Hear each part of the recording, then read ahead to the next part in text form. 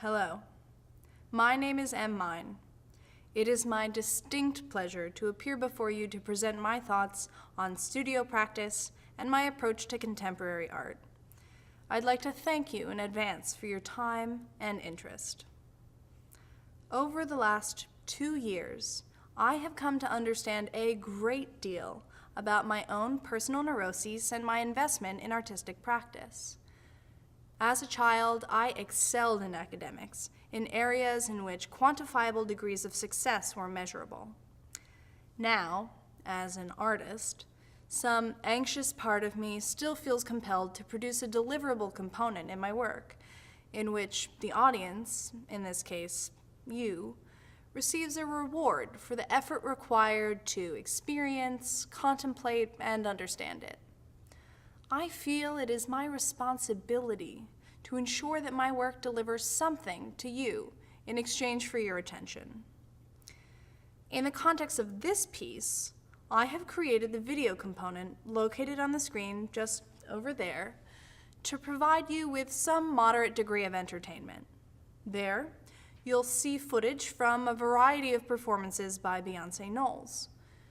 Should you lose interest in what I have to say or find the contents of this presentation boring, hopefully you'll be able to distract yourself with the amazing, incredible spectacle that is Beyonce until I'm done here. With that introduction out of the way, let's move on. The idea of presenting my artistic practice in a way that demonstrates my technical skills, a sense of conceptual rigor, and the theoretical interests driving my work, both adequately and accurately, in such a way that is interesting, engaging, and leaves room for inquiry in the course of a few short minutes contained within one piece is virtually impossible. As an artist, with the prerequisite balance of presumption and egoism, I believe that the depth of my investigations is such that it cannot be neatly summed up and described through some concise means of regurgitation. Rather than fall short of accomplishing such lofty goals in terms of demonstrating creative genius to you, I will instead try something different.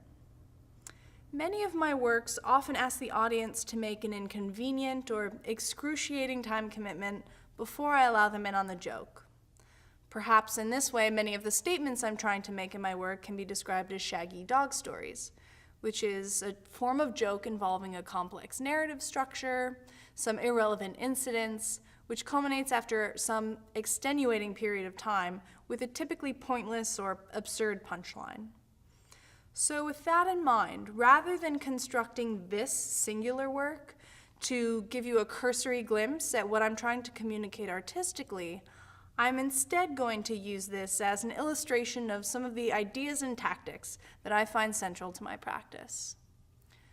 Fortunately, this strategy of rerouting expectation in anticipation of failure, disappointment, or an unveiling of my personal shortcomings is actually a guiding principle in my studio practice. To give you an example, this past year, feeling the intense pressure that a rigorous MFA program places on students to work dedicatedly and tirelessly towards producing meaningful and vast bodies of work, I decided to elevate my studio practice. Rather than spend more time working tirelessly to produce finessed pieces of work, or returning to previous ideas and reformulating them to make them more conceptually sound or communicatively succinct, rather than truly challenging myself to think and work more critically, I opted instead to raise the height of my studio's floor by 3.5 inches, thereby indisputably accomplishing what I had originally set out to do.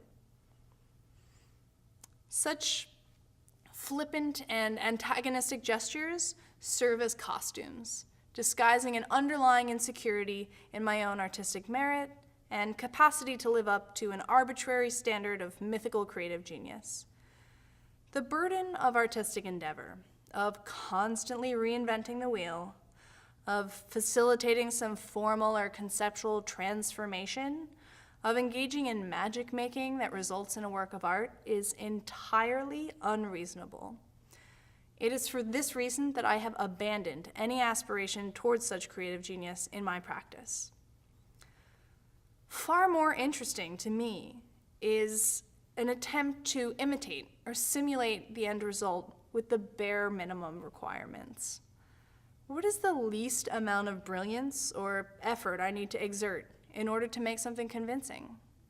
How can I utilize and manipulate the accepted structures or institutions that give works of art value? How can I exploit recontextualization in order to compel, to will my gestures, my output into the realm of art? This challenge, for me, requires a far more clever approach. Being economical demands ingenuity. Ultimately, I have tasked myself with the endeavor of faking it until I make it. And so, if I've accomplished anything here, you'll leave convinced that I really do know what I'm doing. Thank you.